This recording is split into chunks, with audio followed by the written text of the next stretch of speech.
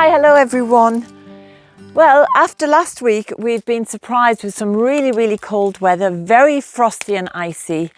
And we haven't had snow, but the ground is hard and frosty. And so it's quite warm outside when you're working, even though it's -2 or 0 or whatever it has been the last couple of days. So it's perfect timing to do some coppicing. Now this poor willow was blown down during Storm Dara. It was the only damage that we had, thank goodness.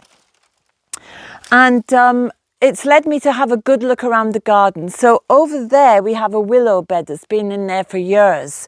And I've nibbled at it now and again. I've snipped at it now and again, but I haven't really done coppicing before. So because so many trees have grown much bigger than we imagined they would, and things are beginning to, push onto each other, I'm going to do a lot of coppicing all around the garden today. So I'm going to start with this one because it's been blown down. Then I'm going to go over to the willow bed. We planted that willow, I don't know, years and years ago. It was the first thing we ever planted, and that was supposed to be a bio willow for fuel. But I think it's just an ordinary Sally willow. It hasn't produced a lot of bulk. So I'm going to coppice half of it and see how it gets on. And then next year I'll coppice the other half. And the good thing about the willow is that it is good for the fire, providing it's properly seasoned. And that only takes about a year because the girth is never more than maybe 4 or 5, 6 inches. And so that's what we're going to do. We're going to have lots of kindling from this, as you can see, but also we'll have a few logs for ourselves. And of course, willow bark is very medicinal, great for relieving pain and for feverish conditions. And I'm going to be extracting some of the bark as well when I get around to it.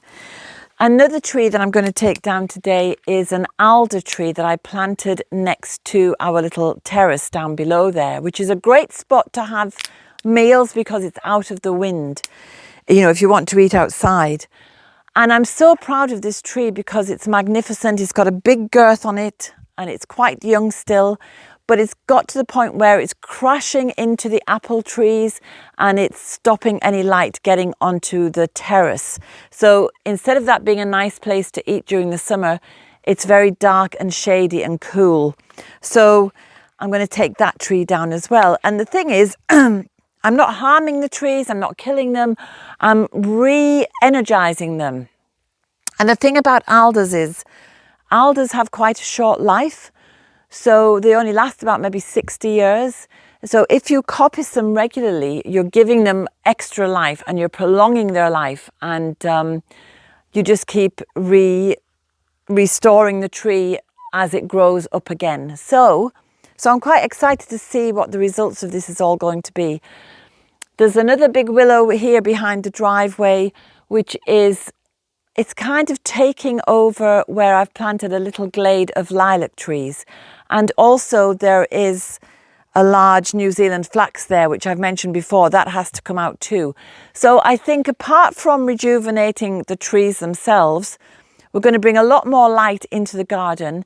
Who knows what will start to grow where the trees were. And so it's a really exciting start to the new year. So I'm just using the secateurs to take off these little branches because they're lethal on the eyes if you don't see them, as you sometimes can't.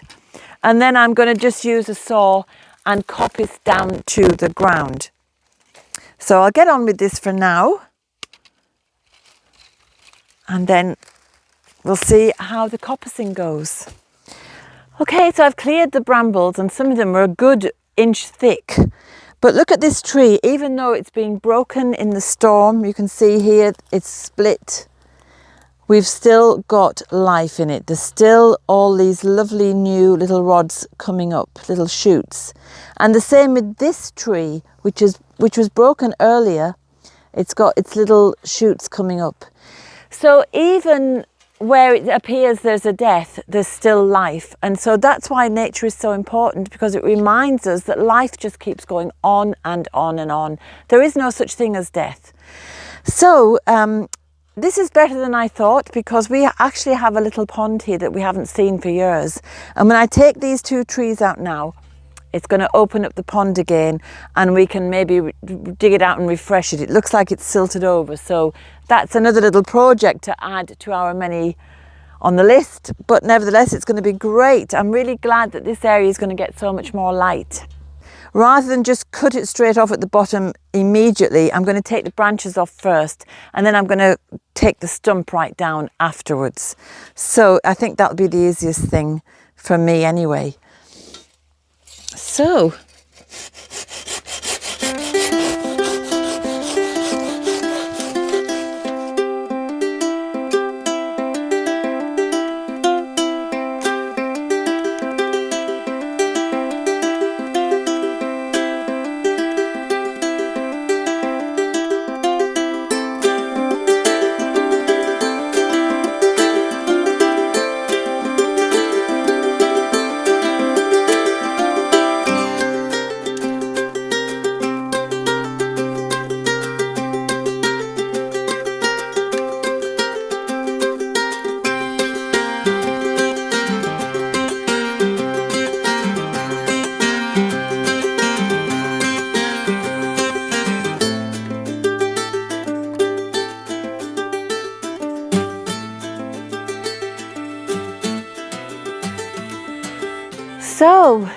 when the sun was moving round, I could see here just how much light was coming in, but it's moved on a bit further now.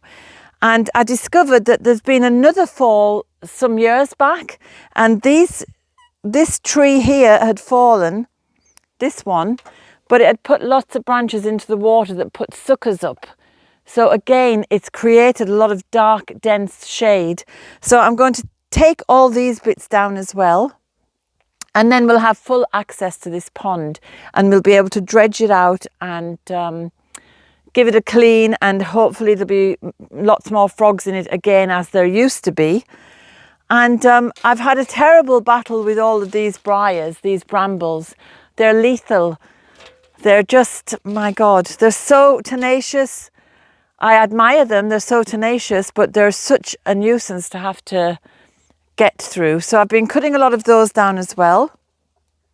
And I did think, very naively, the few trees that I've pointed out that I was going to take down, I just thought I'd whiz round and have it done in a couple of hours, because it doesn't actually take long to saw the trunks. It's hauling things out, it's fighting the brambles, it's snipping bits that are in the way. So I'm afraid it's going to be a long, long continuous job. So I'm going to just take these two down now before the light fades, and we'll come back and finish the job tomorrow.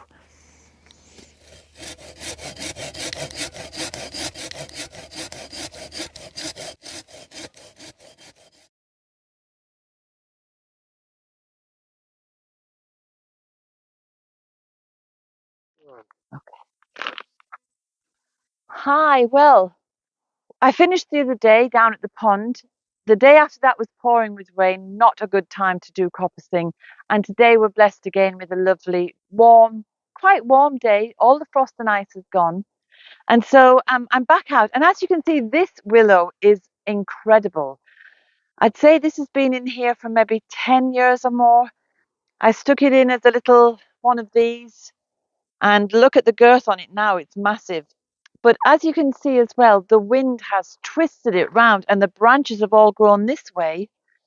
They all need to come off because they're starting to overshadow the terrace where we like to eat in the summer, and make it very dark and gloomy.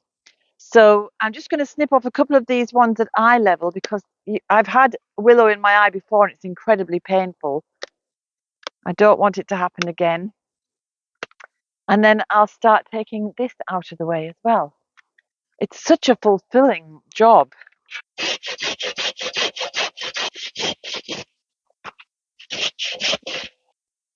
See, it doesn't take long to actually saw through. It's getting all of this processed, all those little twiggy, sprouting little bits that have been put up. It's a lot of tree here. I'll just pull it out of the way.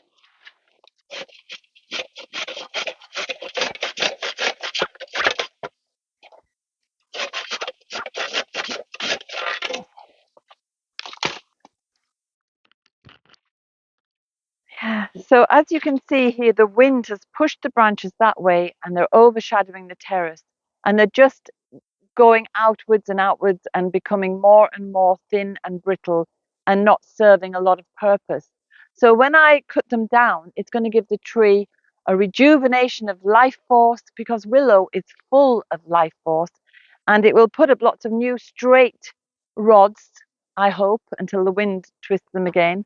And then we might have something for basket making, which is quite likely.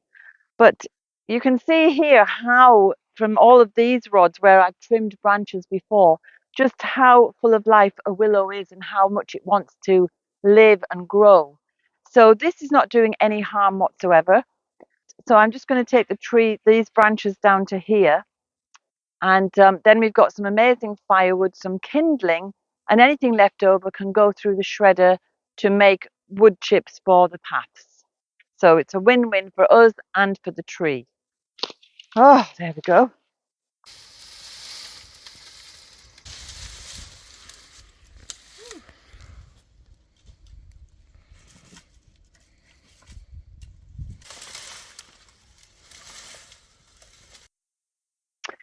So what I have to do here now, I'm just going to tidy up this cut and put it on a more south-facing angle so that the tree will be at less risk of any infection from this wound. So I'm just going to slice that down, but I'll do that later on. I want to get started on the alder now. And where's the saw? You can see already how much light is coming in. And when this is all raked up and all these brambles are cut back, it's going to be a nice space again. So the alder is far too big to just go sawing at it. So I am going to take down different branches, and then with the alder, I'm going to actually slice it off right down at the ground. But first of all, I'll take the small branches off.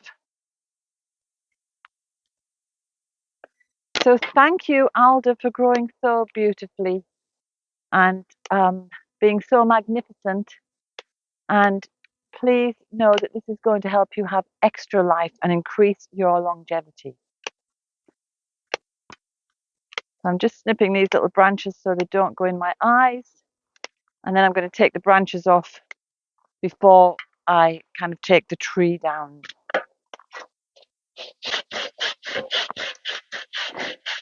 So this is a much longer job than I anticipated. So I'm just going to keep working away at this. And I'm noticing now that this willow, which is right in front of me, I'm going to pollard that. And pollarding is different because it's the same thing, except you do it at high rather than low down to the ground. And so the willow here in front of me, which was put in as a shelter belt, as a windbreak, it's now the same as some of the other willows. It's got very raggedy and brittle at the top because of the wind. So I'm going to cut it off at head height, and then it should pollard out, making lots of long, lovely willow shoots. So I'll show you that next week when it's all done. And just to remind you, because we're halfway through January already, and my herbal bundle offer is only it's going to run out on the 1st of February. So if you're interested in learning about herbal medicine and herbal health for women, and you'd also like to get more connected to plants again, there are 3 courses which are there in the herbal bundle, and I'll put a link in the box below so you can check it out and see if it's for you. Wow, I tell you, it's true. You get warm cutting and chopping your wood, and then you get warm again from hauling it out, and then you get warm again from burning it in the fireplace. And it gives you a lovely opportunity to be out in the woodlands listening to the birds on a lovely day like this. So it's a blessing. So I hope you have a great week, and I'll see you next Sunday.